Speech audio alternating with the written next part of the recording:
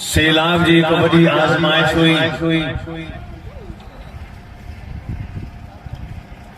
अल्हम्दुलिल्लाह उनका खुलासी मिली वई उनका खुलासी मिली वई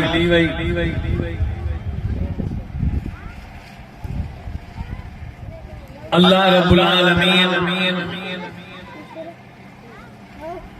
बानल ते आजमाइश दई परखी दुआ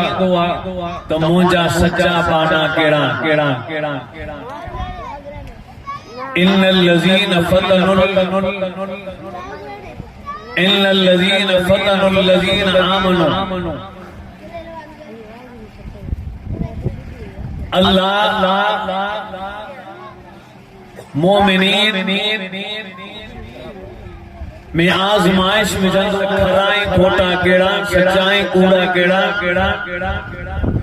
साबिरीन शाकिरीन केड़ा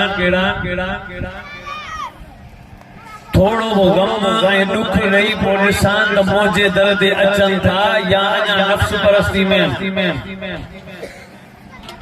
पो जेके खुदा जे तरफ मुतवज्जह थींदा पो रब पंहिंजो बेश बहार रहमत उन्हनि जे मथां नाज़िल करे छॾींदो आहे वॾा चवनि सुभान अल्लाह तैयार मास्टर फरमाइदन के मारो ॾियो वॾा सुभान अल्लाह चवंदा आहे इन्हनि खे अॻियां कयो त चइजो वॾा चवंदा आहिनि सुभान अल्लाह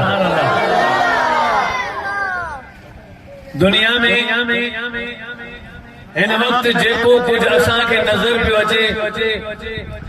इहो सॼो अल्लाह जी कुदरत जो शाहकार दुनिया में को भी इंसान पंहिंजी मर्जी सां कोन आयो आहे ऐं को भी इंसान पंहिंजी मर्जी सां कोन वेंदो आया भी अल्लाह जी मर्जी सां वेंदासीं भी अल्लाह जी मर्जी सां